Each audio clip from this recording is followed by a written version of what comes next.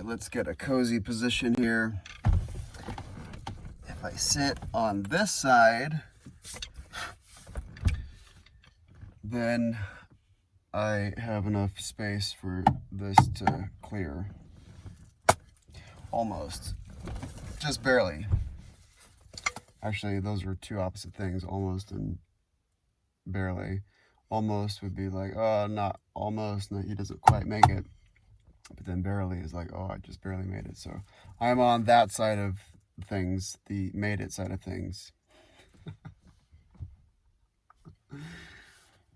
I am constantly thinking about, it's just the way my brain is wired to constantly be thinking about better ways of teaching things, better ways of communicating thoughts, especially thoughts of how to teach this.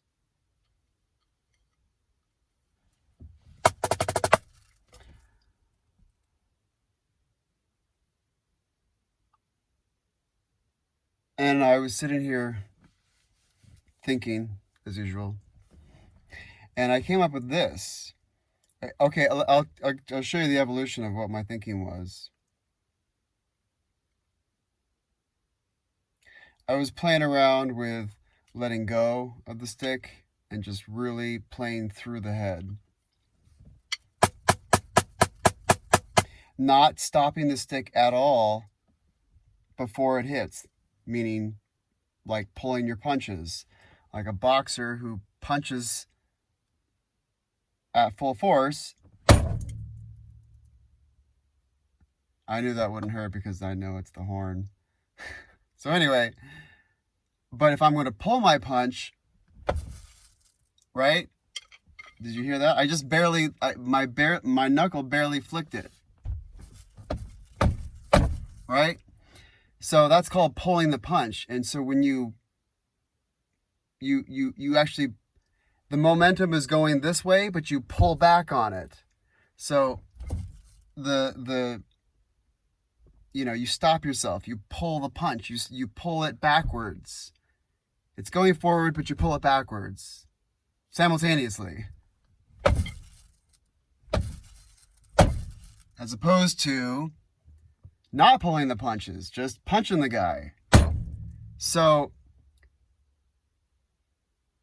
same thing with drumming. Pulling the punches, we call that feathering. At least that's the word I used with all of my drumming cronies, and we all know what I'm saying. They all know what I'm saying. So, but the language is playing through the head, not playing through the head. So playing through the head, allowing the full weight of the stick, just like the full weight, the momentum of my fist going forward, to just go down. Wham! I'm not pulling the punch at all. Watch, I'll pull the punch here drumming. That kind of hurts. So, because there's so much force right here,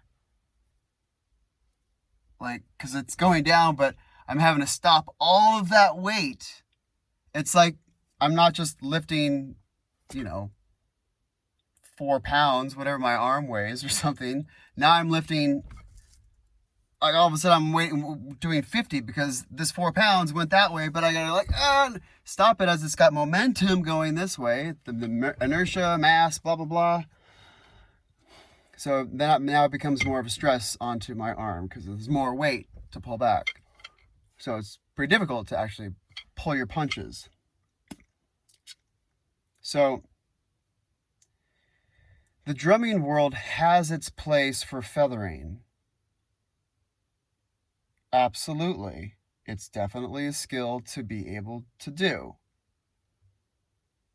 and to utilize every once in a while. It's pretty rare. It's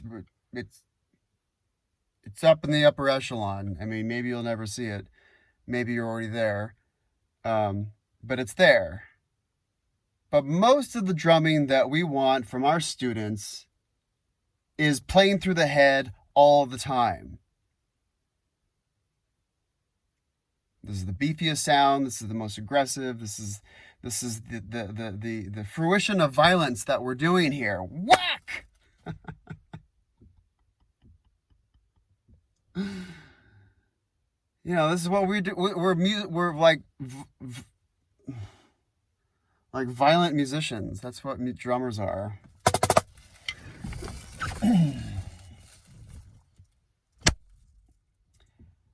Letting the full weight of the stick, letting the full weight of my whole arm and hand and all of this mass together, like boom, because it's connected right here. There's a strong pinch. So actually, if I fuse my hand to this, then you could argue that now this is all one thing. Which is, that's what it becomes. The more you crush it, the more you pinch it. Especially at the fulcrum, the more you have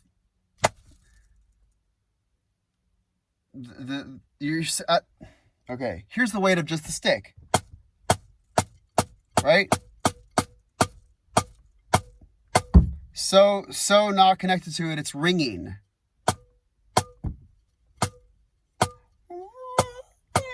Let's see if the other one is tuned. A little sharp. But basically the same tune, the same note, tone, not tune. Ba-ba-doo-bop-bop-bop-bop.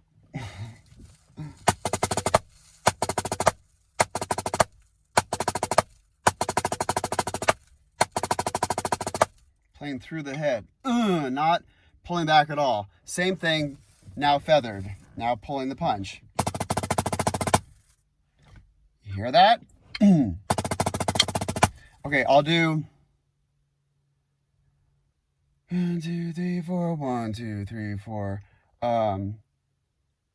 Playing through the head, 2, 3, 4, feathering 2, 3, 4.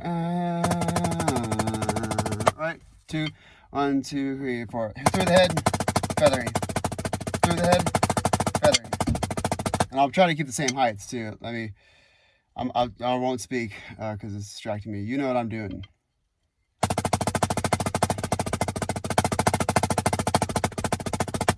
Yeah, all of a sudden you see my, actually, let me watch myself when I do that.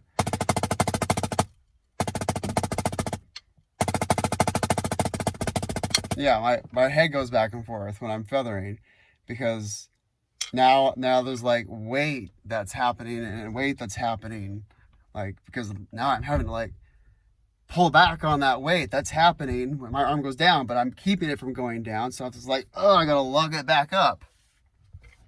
I don't have any room to play match grip here, so it's just what I'm doing for now. So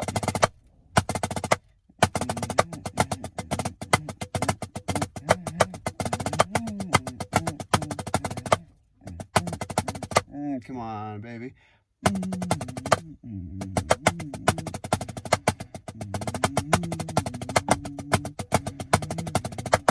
Oh, that last one felt better, because I was allowing the stick to go through the head. I'm just guiding the stick. I don't want to be manhandling this too much, but manhandling it just enough right there in the fulcrum. Just grab the crud out of it right there. But that still allows it to move, to have, if we're just crushing it in one spot,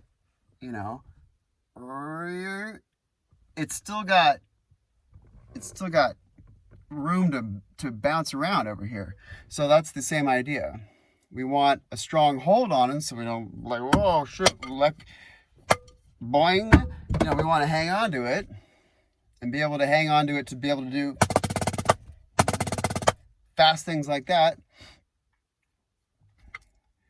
The faster I go there, the harder I gotta really pinch down. Although, keep the stress away. Only work the muscles that you need. Everything else relaxed.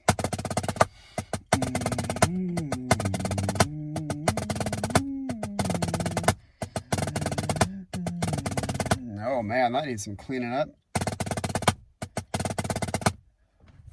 My first one out of the gate with the left is not with it.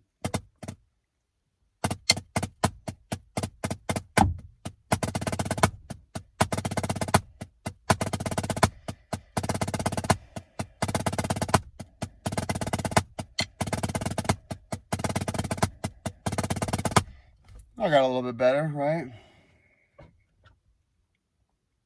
Just really, and the way it's getting better is I'm actively thinking, let go of the stick, let go of the stick, let go of the stick, let go of the stick. Because I'm trying to achieve that perfect balance, that perfect midpoint on the spectrum from holding on to the stick and letting go of the stick. Hanging on to it just enough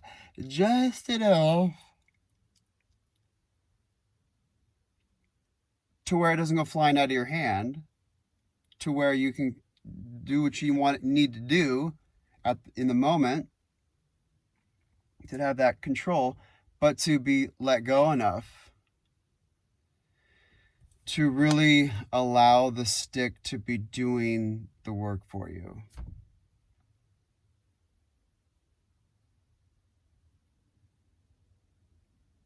To allow the bounce, right? To allow it to, allow it to, I'm crushing here, like, I'm trying really hard to crush it. But no matter how hard I crush it at the singular point on the stick, there's no possible way. Arnold Schwarzenegger, like, boing, boing, boing, it's still gonna, it doesn't matter how strong you are. Like, I could get a clamp on this. I could put this in a clamp. I could put this on a vise at a singular point, as much surface area as even my fingers are covering, and it'll still boing. It'll boing more quickly. It'll have some more tension on it, but it's still gonna have the ability to move. This thing wants to move. This thing needs to move. It needs to get out of its own way so it can do the next stroke. Oh, we're getting abstract here.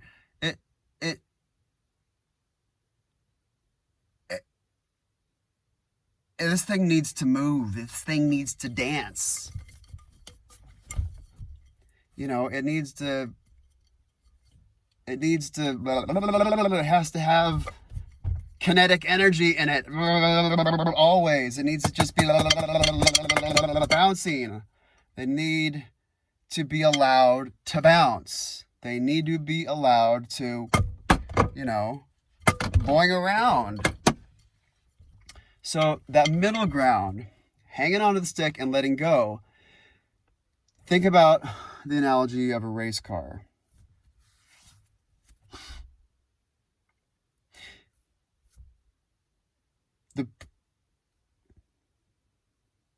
A race car needs to be what? It needs to be light. It needs to be light. That's why those, even those like race cars that kind of look like regular cars, they got nothing in them. There's nothing in there. There's no seats. There's no back seat. There's no seat belts, except for the ones here. Yeah. They're trying to reduce weight. But they need that thing to also like take all these extreme forces against its own like connected parts, like the nut and the bolt, this thing bolts into that, and like it needs hardware. So it's that perfect balance of, well, how much hardware do we put on this thing? How much do we hang onto the stick? And how much do we gut this thing and make sure it's just as minimalistic as possible and not use that many parts to keep it together? So it's that, so the perfect race car, the perfectly built race car is the one that immediately disintegrates into all of its working parts again, just immediately becomes dissected and falls apart into the shambles right after it crosses the finish line. Where's the camera lens? It's right there. Okay. You understand that it's so well built that it was perfectly built for that race, for that distance, for those forces that it needed to take. and then it did its job, and then bam, retires. Same thing. Here, how much do we hang on to the stick? How much do we let go of the stick? Like, the forces needed to hold the structure together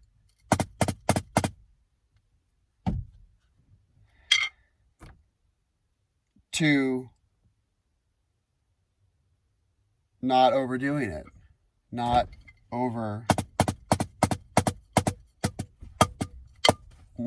just being loose, baby.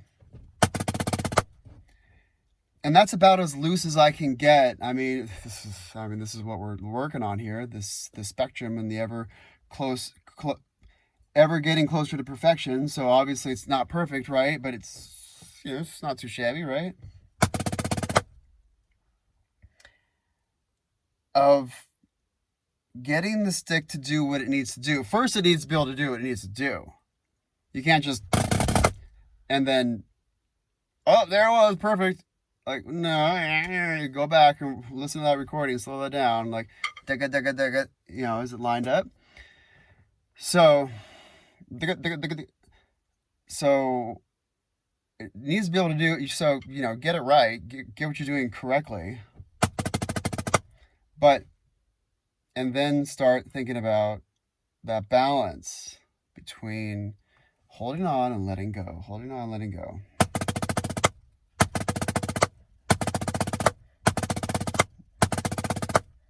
All right, let me just, okay, be loose, like,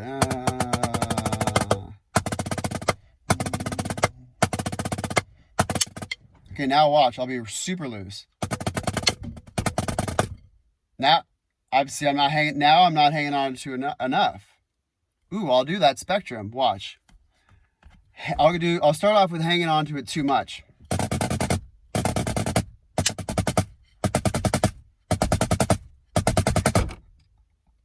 I'm trying to get those diddles. Digga digga digga da. Digga digga digga da.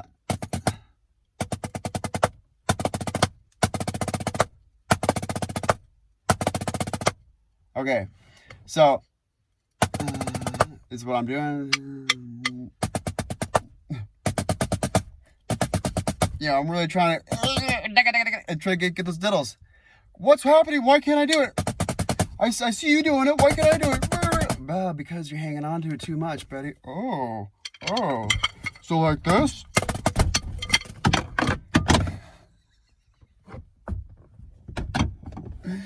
A little bit too loose there, buddy.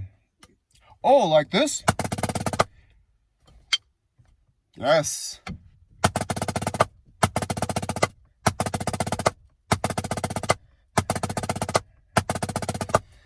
Relax. Breathe.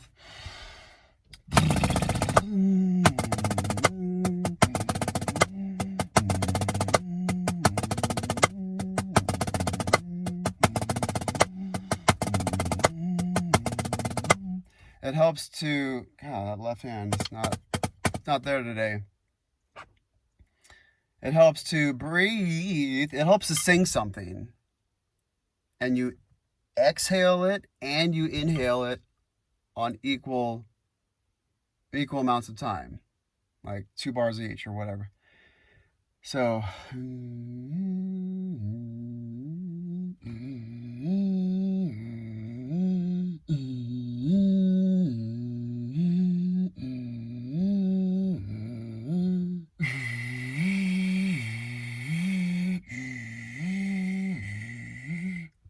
that'll get you breathing. And then the idea is to not hyperventilate yourself because you're just breathing too much or too little or whatever. Or I guess hyperventilate, underventilate. What's that called? Suffocating? So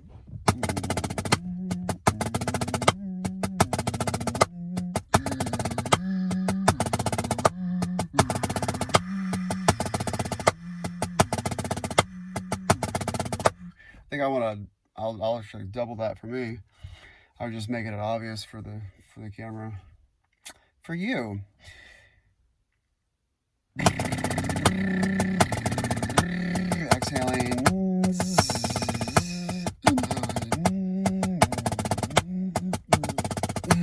although it's way, way easier, or seemingly natural to do, is to inhale quickly, as opposed to like it takes longer, have a period of time to get rid of the air than it does to take it in, which is interesting. Is that a design flaw or a design perfection? Because, you know, getting air in is a little bit more important than getting it out. Or at least the ability to get it in as quickly as possible is better than the ability to get it out as quickly as possible. Sure, I'll buy that.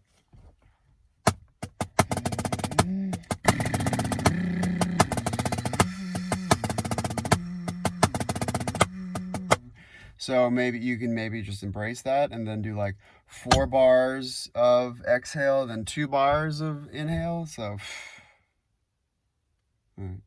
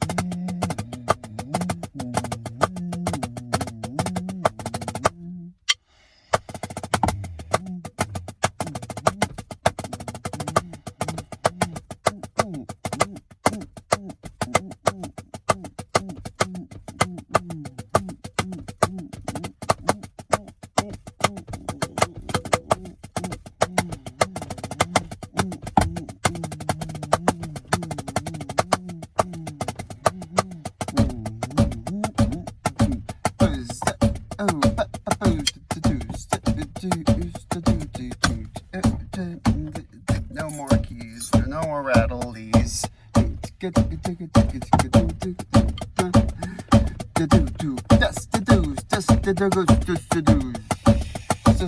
And I'm trying to be as loose as possible. Just think South America. You'll be good. Okay.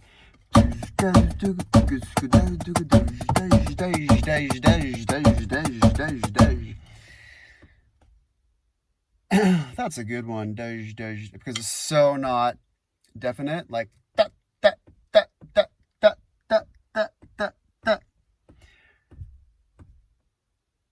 It's just so not that. It's so dudgy. So that can still, it's still percussive because it begins with the D sound, but the treatment of the backside of that utterance, that performance that we do with our mouth as we're playing, that at the end of it allows it to be so not staccato-y, just turn it into some tenuto and get some slurries going on and incorporate all the elements of articulations. Just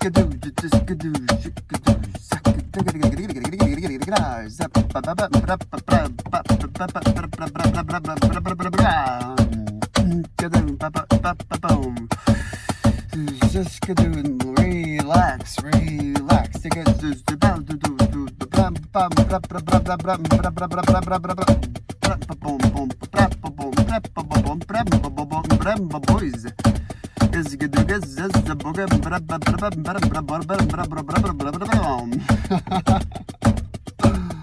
Oh, it's fun.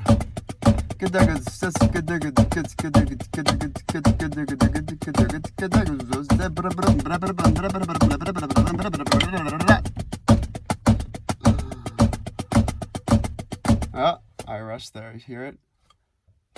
I broke. I broke character and I rushed. Rewind.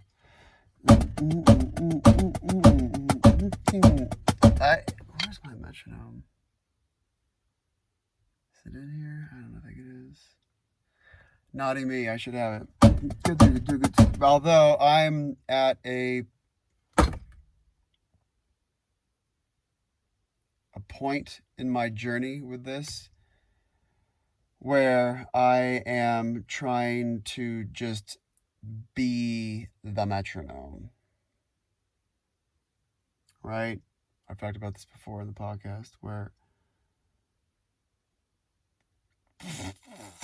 what am I talking about?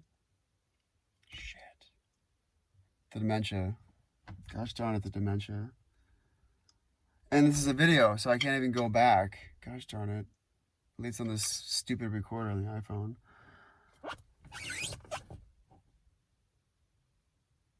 Oh, let me come back into it.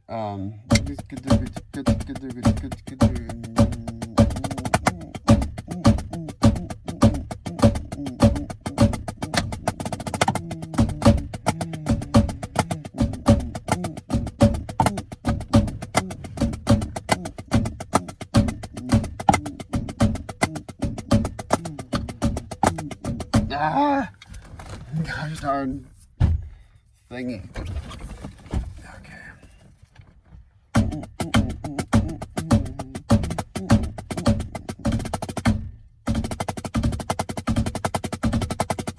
Damn. You see how quickly that happened? Oh, I was looking at that tree when I thought of it.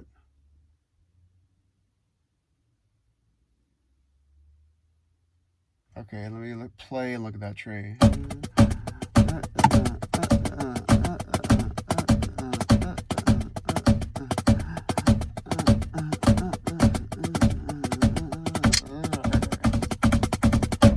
Gosh darn it.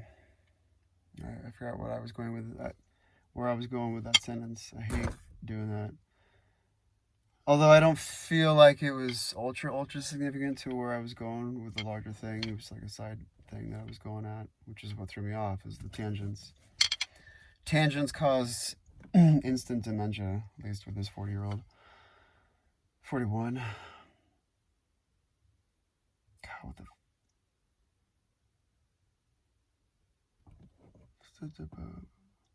Oh, along my journey. Oh, yeah.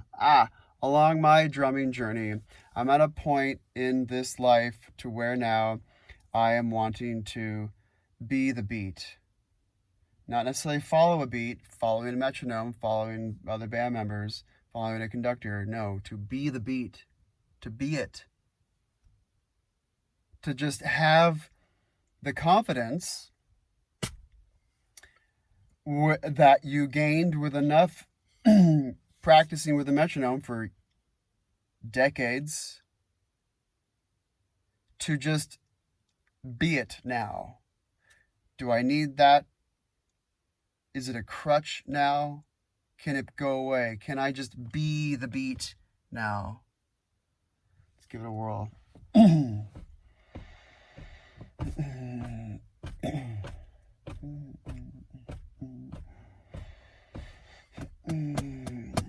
Start small. Get a nice fluidity going. Let my dominant hand lead. Thank God I'm right-handed. It really is a right-handed world. You lefties already know that. Ain't no different in the drumming world. If you want to be in a drum line, you gotta learn to play right-hand lead. And I think the video might be backwards if I remember to do this. Oh, this looks like my right hand, doesn't it? To you. I'll have to flip the video so that actually now that I flip the video, now this looks like my left, because it is my left.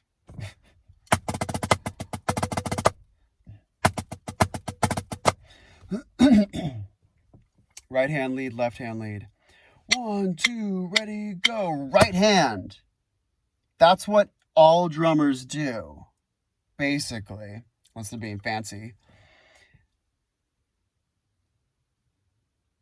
every musical sentence, every musical word starts, bam, with the right hand dominant world, the right hand.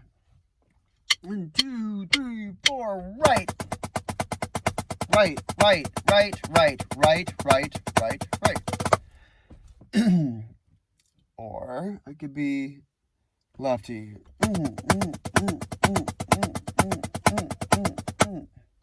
This looks super slanted in the image, in the video, but actually I'm just leaning back, so it's actually it should. Let's line up with the camera. Okay, let me set up more.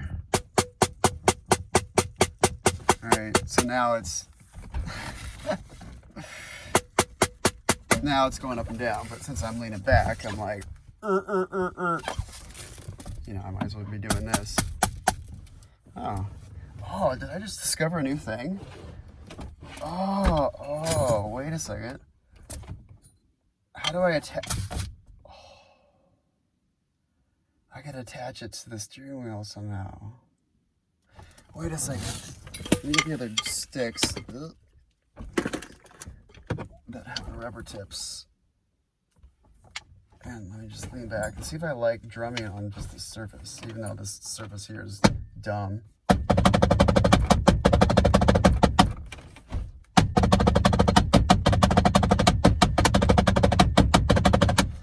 Let's see if I can temporarily get that to stay. Oh, shit.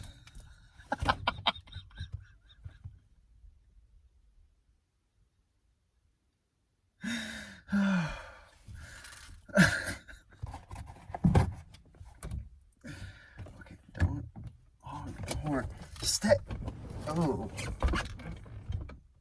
Wait, I have duct tape. Right. I got a bunch of crap right here, right now. Yes, duct tape. Oh no, an avalanche. Let's see if I can get the same frame back. Come on, baby. Come on. You and me, you and me. Nope. Can't see what I'm doing. Can't see what I'm striking for when I put it back in my lap again. After this ridiculous experiment that I'm about to do. Don't ever buy the duck tape. That's just sticky paper. All it's good for is kindling. This is good for kindling too, because it's flammable. But you want Gorilla Tape. Apparently that's the new kindling block. Duct tape from air ducts, the tape they used to use when they put together air ducts back in the day. Maybe still do sometimes in some parts of the world. You just stick it here on this one.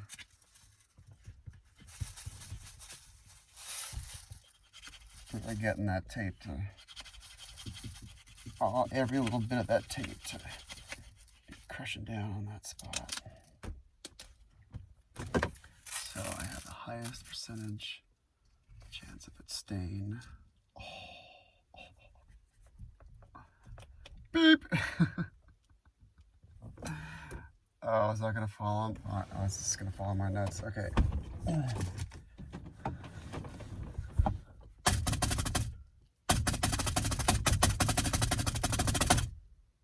Huh.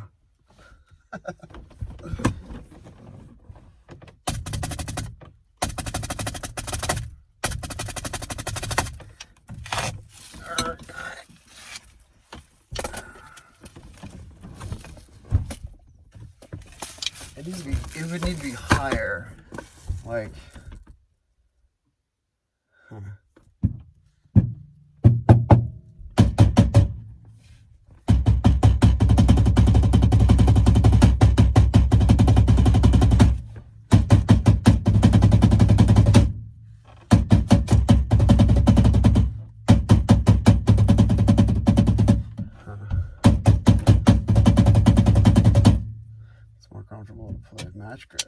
that way. Way more comfortable this way. Not even comfortable, just doable. To play traditional grip this way.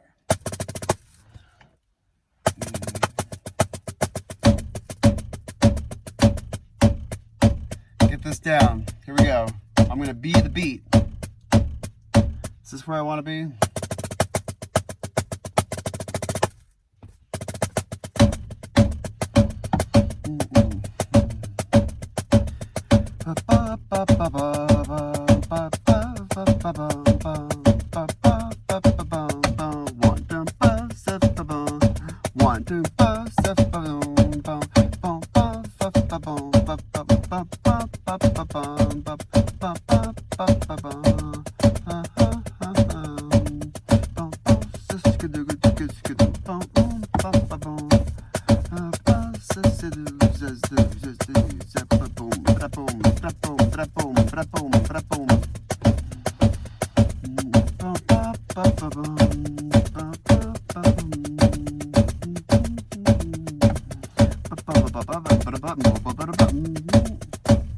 Whoa. Did something weird just happen there? Huh.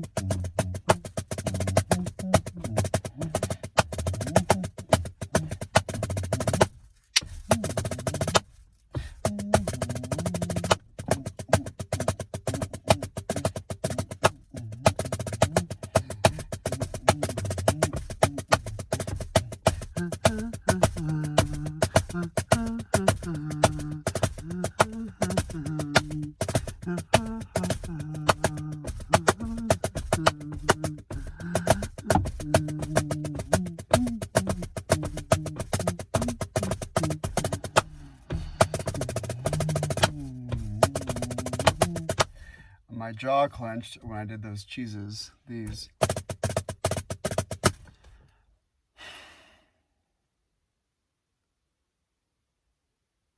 Did I get nervous right there? Is that what happened?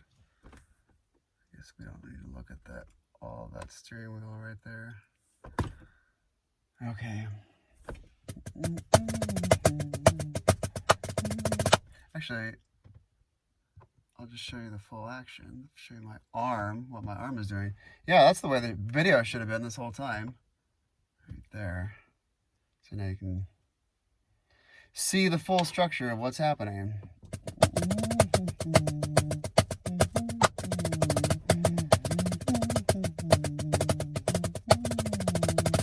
Oh. And I like how the action right here, boop, in this part of your screen is about, 1/3 point on the screen. So it's good photography, good cinematography.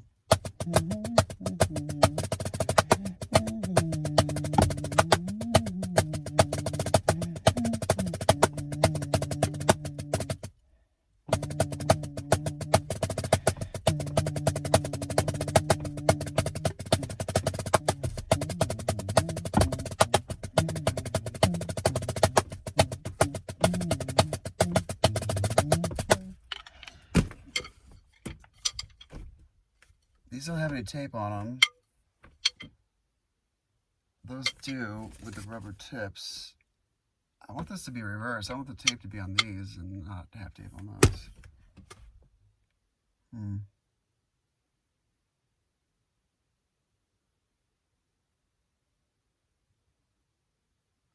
It's a little experiment. Let's get the one that doesn't have a huge gash in it. Just do a little switcheroo right now. It almost feels blasphemous to not use new tape, but it's for science.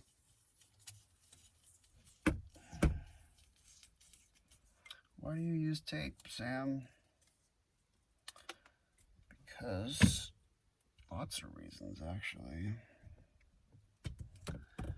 Because I think the most significant factor in using tape as a preference for a drummer is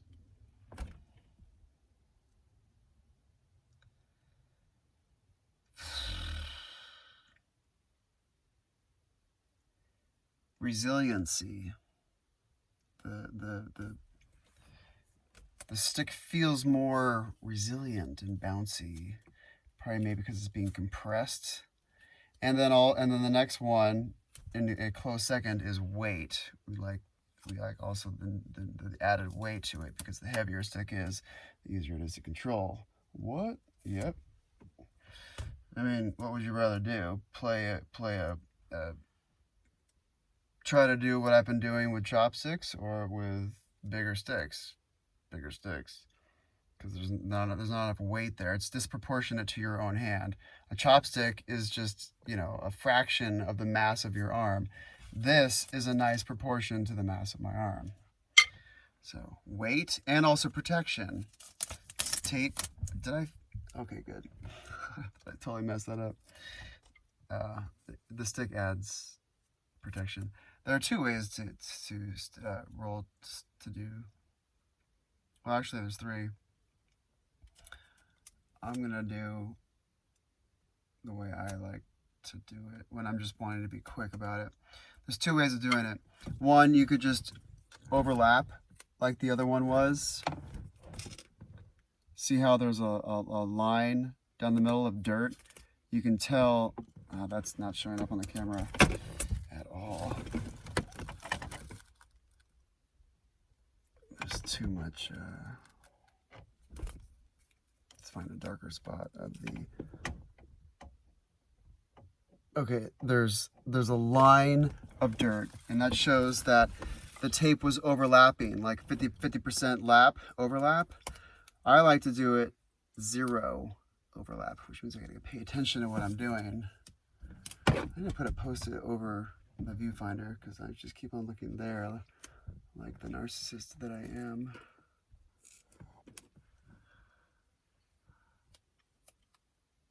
And then just make direct eye contact with you there. I wrapped those other sticks.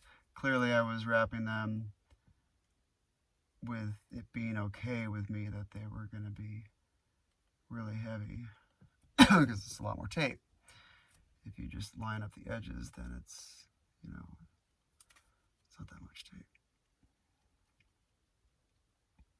All right, now all the dirt is being exposed, and now I'm just going to go wash this stick off. Get rid of that line of schmutz. Schmutz. I like to say schmutz. Schmutz. And I'm not gonna be able to. I'm not gonna be. Oh no. I was thinking, ooh, I have enough for both sticks, but then that doesn't really mean anything, because that one's still wrapped, and I'm not gonna do it.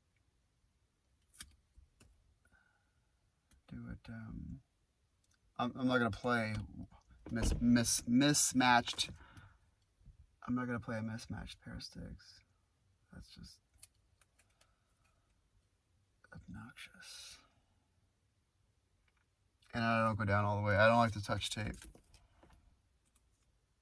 Maybe like to the, where's my fulcrum? Right there. And sometimes I might do shots here, so actually I want to keep on going. Some really deep shots. The opposite of ping shot. What do I mean? What do you mean a shot? Okay, a rim shot, by the way, is when the stick hits the rim and the head at the same time. This thing doesn't have a rim, but imagine that there is a rim going around. There's a little raise. The drum has always set inside of a rim, so there's a little wall that's always around it, so that the rim is getting hit by the stick, and the head of the drum is also getting hit at the same time. When that happens, crack, makes a very distinctive sound, and we call that a rim shot, and it's awesome. It's involved in every single rock and roll song you've ever heard in your entire life. Everyone knows what the sound is. Maybe you just didn't know what you were listening to. Never even had the thought to wonder what you were listening to. Okay, right about there is good. And then taping it off at the end so that or rolling it onto itself right there in the edge so that there's an even amount. Okay, this all might go back onto that stick because I don't have any white electrical tape right now. I want that real stick tape. Chris Doolittle, you still got that stuff? Oh my God, that's so much better. Oh, and now what's this one feel like? Let's do a comparison.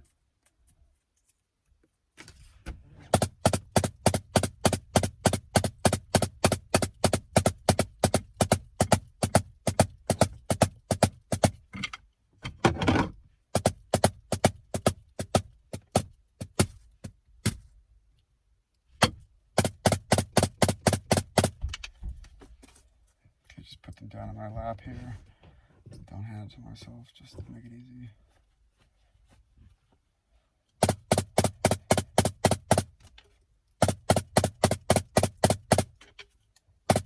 Yeah, it totally doesn't need all that extra weight.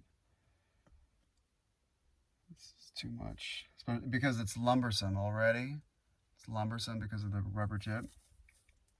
So putting too much weight on it, then it just makes it really sluggish. You understand.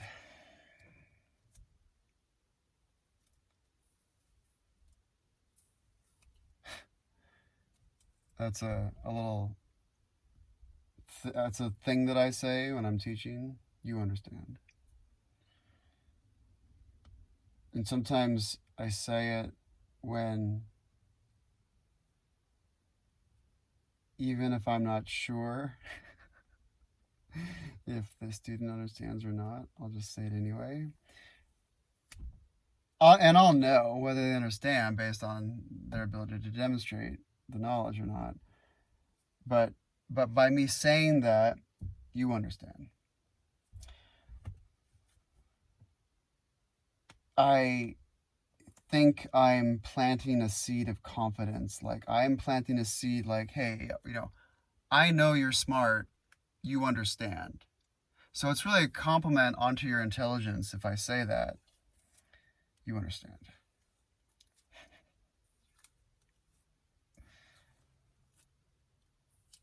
It's because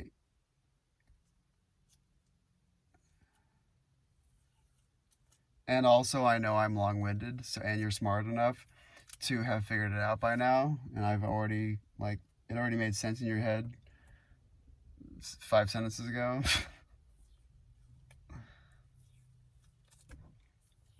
This one got really jacked up. This must have spent an hour in my right hand on a real drum with a real rim. There's nothing to break tape on with this drum pad. So this must have seen some action, got deployed, boots on the ground. It got some action on a real drum with a real. And this one must have been in my right hand the whole time. Whack, whack, whack, whack, doing all the rim shots because, right-handed. The control is better in the right hand, and you don't want to fuck up a rim shot. If you're going for a rim shot, you better goddamn well know you're gonna get it. Practice. Don't ever fuck it up. Like, if you're gonna go for a rim shot, and you go click against if you go click against the rim, You don't actually hit the head? Yeah, that is embarrassing. Cack, especially the wrong moments. Jesus. Okay. Which, you know, every moment is the wrong moment for a missed rim shot. Although, if you fuck it up the other way, if you hit the head, then you're kind of, no one knows. Everyone just figures you made that choice. But no drummer makes the conscious choice to go click. It's called rimming out. And you're a big doofus if you do it.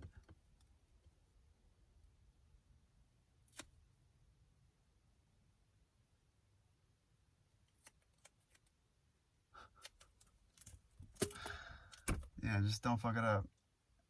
Don't ever fuck up anything in life. Just do it slow enough to get it right.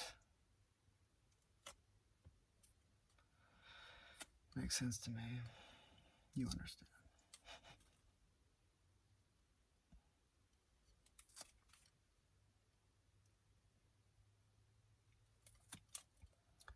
Just like learning a new drum pattern, don't ever fuck it up. Don't learn anything wrong, ever. Don't play anything wrong. Don't reinforce along your neural pathways anything wrong. Don't. What makes sense? If you're going to cut a record, to cut the record right the first time, as slow as you need to go, or cut the record, fuck it up, and then needing to go back using that same vinyl and put it back and try to like smooth it out again and buff it out and spend all of that astronomical amount of time to repair the disc so you can recut it again. Don't fuck it up. Just don't fuck it up. Just do it right the first time. Just slow and as deliberate as you need to get it right the first time.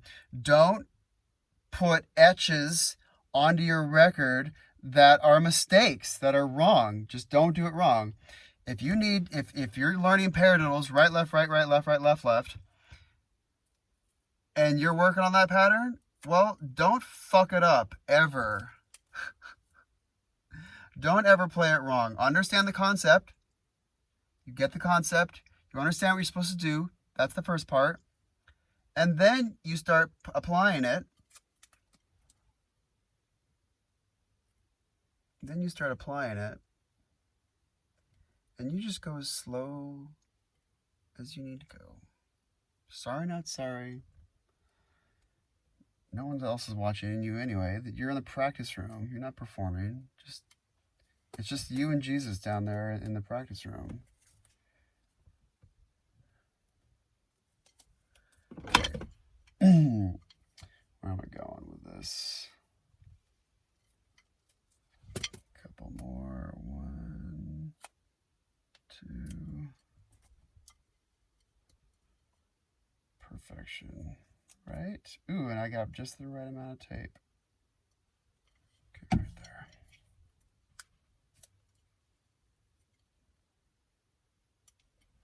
Excellent. Oh, that's so much better.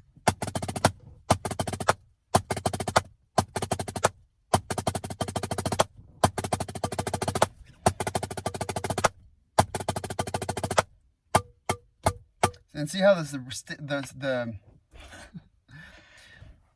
stick has to be tight. If it's loose, you're going to deaden your stick, and then it's going to become less springy. You want your sticks to be as springy and as tight fibered as possible. You want the highest pitched sticks in the rack. If you have 9 pairs of the same stick in the same little cubby, you grab all 9, you pull them all out, and you go ding ding, and you get the highest pitch. You get the highest pitch, and of course you want to make sure they're straight, so you roll them on a flat surface like glass or whatever, or even just the hard carpet will do fine. The floor could be wobbly, yet you'll still know if a stick is straight or not on that. It becomes obvious.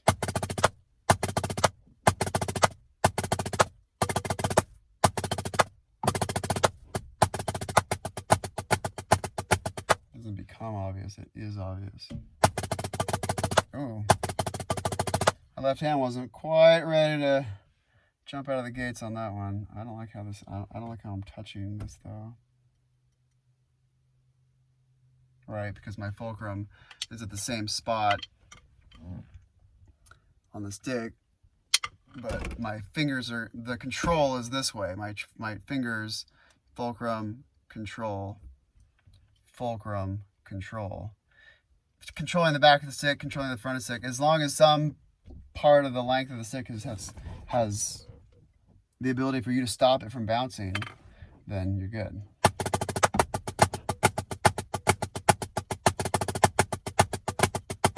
Because if I just hold it here at one spot, it will go up. If I send this down, it's going to go back up, especially if I hold this really well. Like boing, boing, like it just goes. Whoops.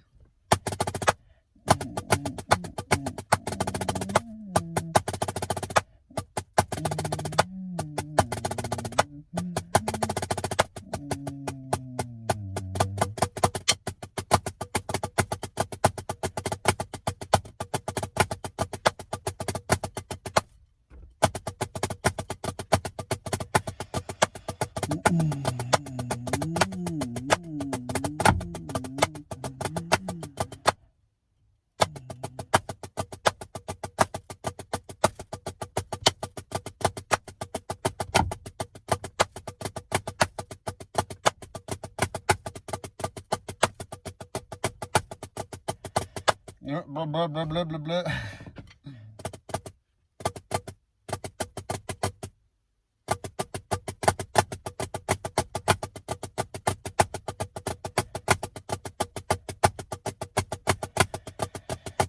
gotta slow that one down, because to do like 9 of those things, whatever it is, you know, it's a lot. It's more than just, it's more of an effort to keep up that speed going, even from 9 to 7 to 5.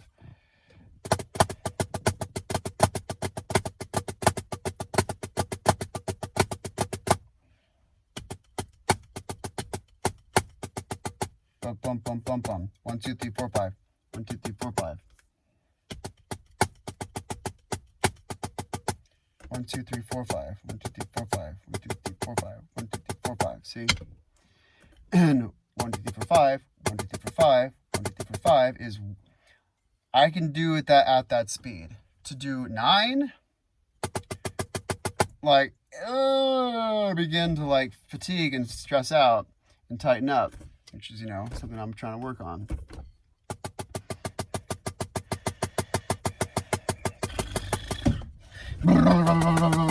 Just be loose, be loose, be loose.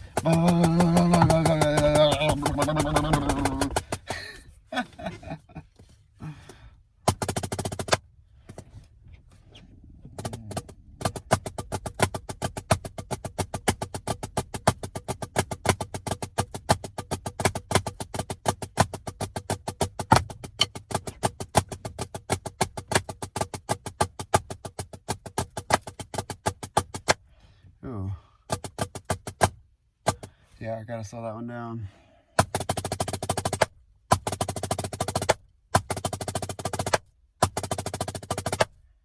Bam! Don't pull the punches. Don't pull your punches. Whack! Let it go through. So much less stress on the arm. So much less stress. Better sound. You're stressed out in the body. It's going to sound like it on the instrument. Be loose, be open, be accepting. This is what you communicate to your audience through that open and accepting sound. It's an invite. It's an invite to spirituality. If you're tense and loose, then, or if you're tense and tight, then that's just, no one's going to have confidence. People like other people who are loose and relaxed. People don't like people who are uptight, you know, unless you need a henchman or something.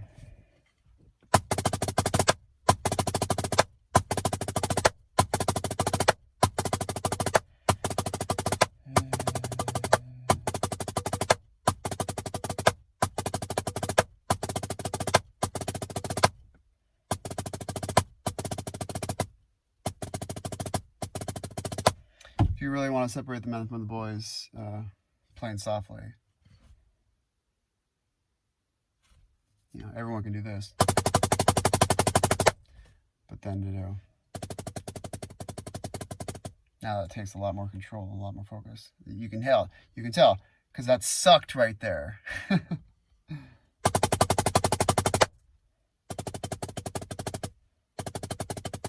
I'm not loose enough. I'm not loose. I'm grabbing onto it too much. And it's my left hand that's the problem. So let's isolate it. Let's listen to that.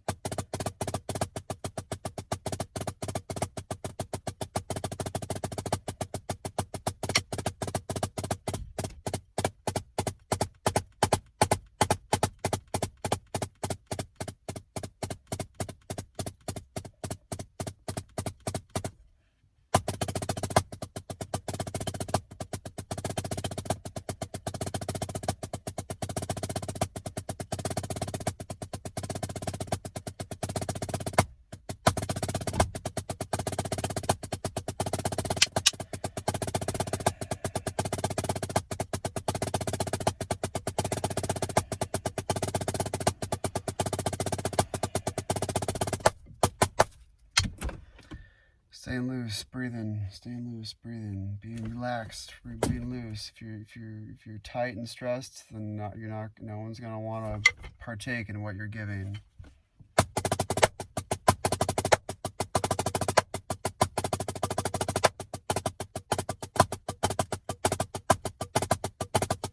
Because the whole goal in life is to get more comfortable, and in doing so, you have reduced your stress. If you're living comfortable, you've reduced your stress. And that's what everyone's going towards. So if you are someone who shows that you don't have any stress, then like, oh, what do you know? Hey, I want to know what you know, because I want to be that not stressed. That's the way it works.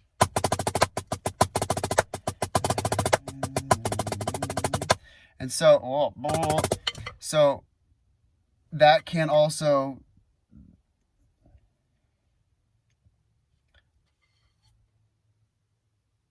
an orator speaks with confidence and looseness and, bravado, and people want to listen. Same thing here. Looseness and bravado, confidence here. People can hear that. Just like they can hear it in your voice when you give a speech, they can hear it in your playing. And they're just like a speech, they're paying attention, they're listening, they're taking it in, they like what they're hearing, which is why they're staying there. If they didn't like what they're hearing, they'd leave, or as any sane person would. And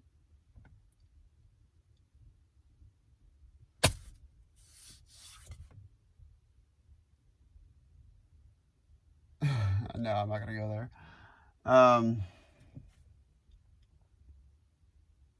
And same thing with the listener for music. They like what they hear. They're taking it in.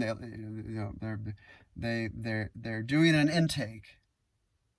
They're receiving your input. You have an output. You're doing an output. They are receiving it through their input. Channels, output, input, and they're wired into you. And the better you can have facility of your instrument, therefore the more you have facility over your instrument, the more you'll be able to get into the spiritual realms of why you're doing what you're doing in the first place, to connect with people, to get people to connect to themselves, or to connect people to each other, to keep the tribe strong. And when people gather around a singular piece of music that they all like, that's a tribe. And people love the feelings of tribes, which is why raves and dance parties exist.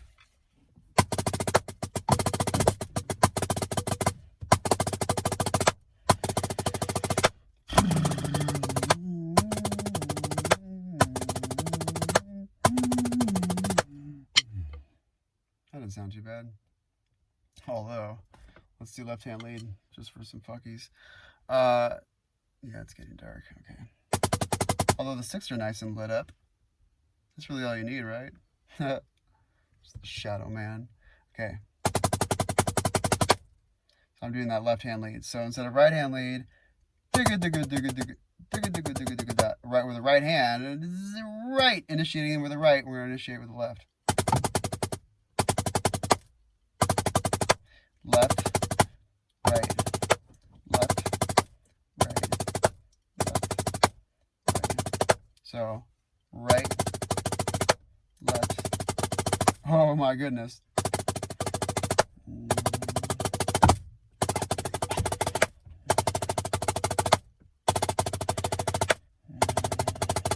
Oh boy, this is having trouble changing gears.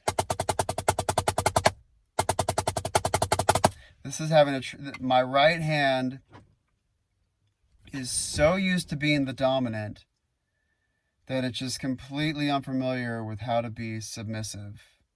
Now, not completely, because I've been practicing this for years, but you know, you get it. You understand.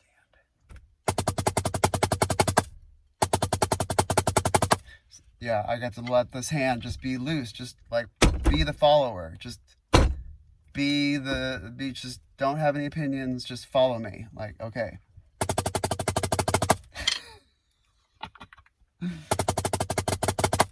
Oh boy.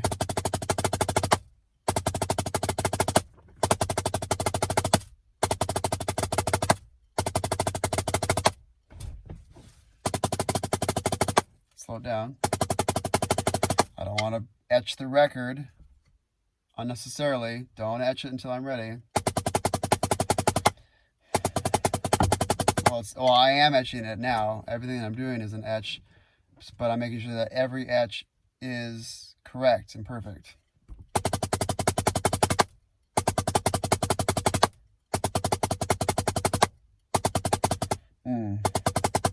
Even just that, in the beginning, I don't even have that down yet.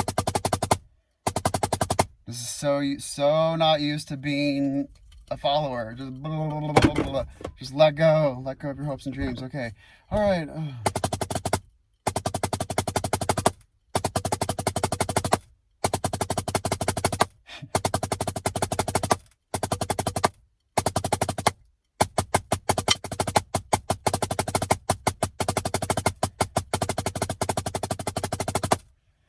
There. See how I broke that down? I got a little bit better. Anyway, something to practice. Okay.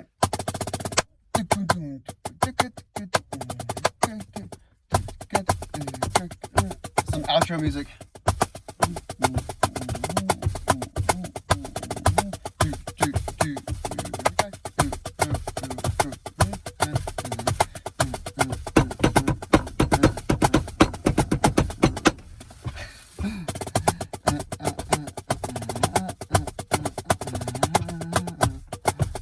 Slow down.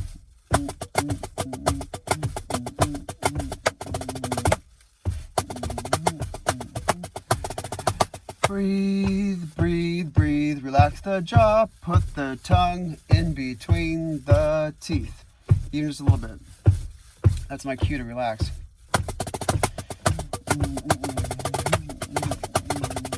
And literally my prevention from clenching my teeth. A little bit of tongue, just a little, just between the teeth.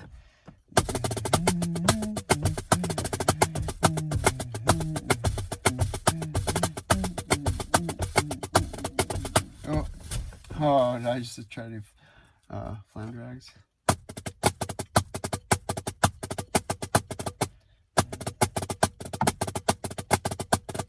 Oh my goodness.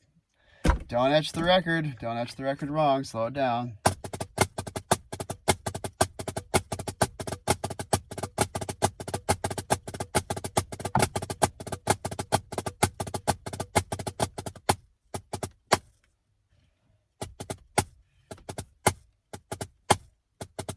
What is this hand doing?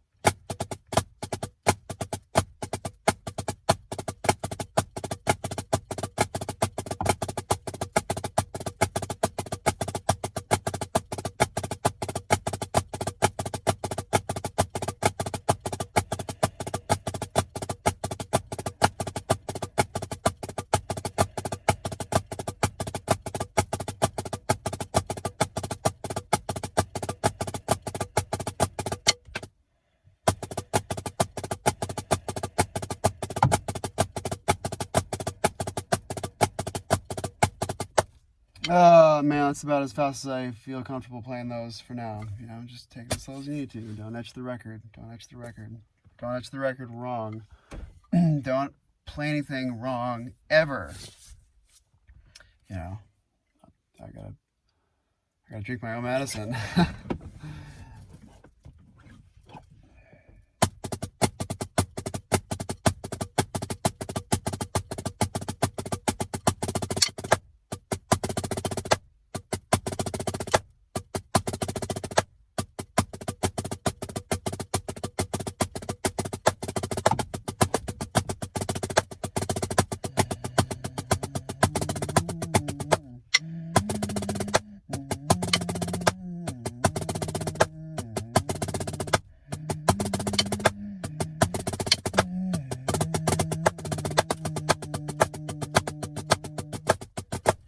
Okay.